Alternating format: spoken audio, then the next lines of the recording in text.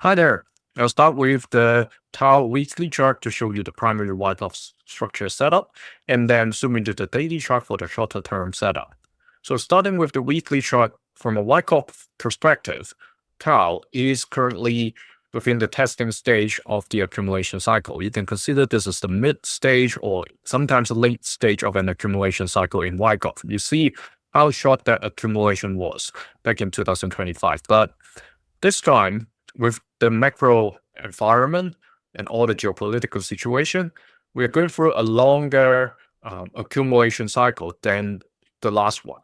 But in 2022-23, if you look at the older crypto projects, this is not something new, basically.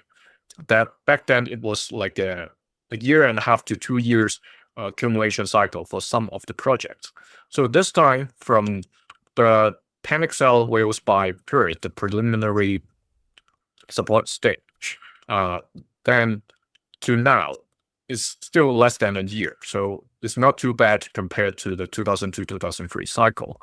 And the test currently, the important levels for TAO is 180, the orange key level, as support, and 220 as the immediate resistance. When we get to the daily chart, we'll see some of the shorter term levels. But as of now, those are the two levels that are critical. And then the base case, actually, if we look at the bigger picture of Wyckoff accumulation, is actually from 140 all the way to 300. And actually, it tested during this initial sign of strength period, it tested all the way to 350. Okay, it passed 350 and then came back down, closing about 330, somewhere around 320. So there's range bound. This sideways range bound during accumulation cycle is very common, and the range we just talked about. So from a volume perspective, you can see it has clearly come down. It's back to lower than average, actually. Okay, so no big commitment from both bulls and bears. Nobody crazily selling, nobody crazily buying. So that's, I would say, expected, given the backdrop. People are expecting uncertainties from the Iran situation, a new Fed chair, inflation, money printing, all sort of things are still a big question mark. So nobody is decisive to make a big move, okay, until some bigger news come out that drives the market sentiment towards either side. Let's zoom into the daily chart. Since March this year, TAO is going through a downtrend. Okay, this medium-term downtrend is still going on, and the price is traveling along the center line of this downtrend. So this blue dashed line over here, it is trying to stay above the or stay at the stronger half of the channel, but being suppressed by the 220 key level. Here you see this line clearly has effect over it for over a week now. The bulls are trying to stay above the center line. You see every time it comes back down to this line, it finds support and bounces up a little, but then when it gets closer to the yellow line, it drops back. But like I said, the volume isn't that crazy, so there's nothing very alarming as long as it's traveling within this range. If, however, it drops below the 180 and eventually comes to challenge the 140 following the downtrend, the 140 is a very key level, because back in February this year, as well as October 10th last year, the tariff announcement date, this is a very indicative level. Okay, if it continues the trend and drops through this line, the next support level, there's no reference in the history of TAO. So that's the risk of it. Okay, 180 is also, other than the two occasions I mentioned, back in 2025 April, as well as August 2024. July, August 2024. Those were the bottom back then. Okay, so This time around, let's hope the bulls are able to defend this 180 orange line, because otherwise something I would say it shouldn't be scary, because that's the testing period, the nature of the testing period. The whales are going to check out the paper hands before they let the price shoot up to the next distribution cycle.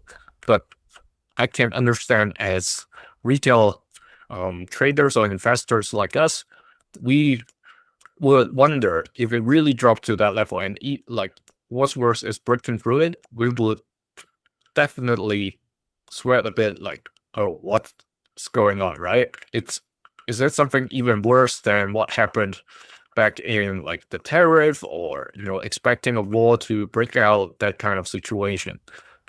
It may be there is a chance, if the stock market start to drop and Bitcoin reaches its 47-month cycle eventually and drops to its actual bottom, if it hasn't happened yet. If I switch on Bitcoin chart, that's where it is. So if I turn the drawings off for a second, you see last time during 2024 summer, when Bitcoin dropped to its lowest point before the surge of the cycle, TAO actually follows suit.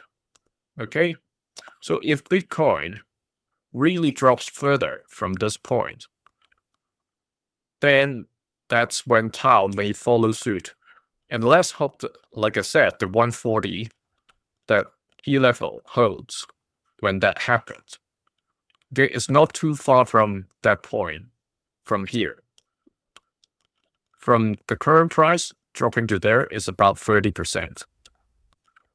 All right, if Bitcoin drop another 30%, that's not even close to the projection we see on the charts, because the free 30,000 to 35,000 range is where the projection currently shows for Bitcoin. So it's like a 50% drop from the current price.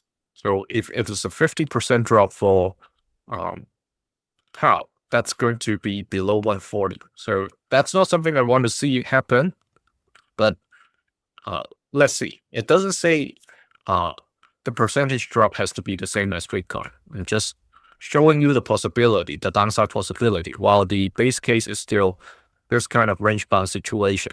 In terms of dates, we talked about all these dates. July 11th definitely has passed. The bulls weren't able to pass through the 220, so let alone the other short-term resistances, 235 and 259.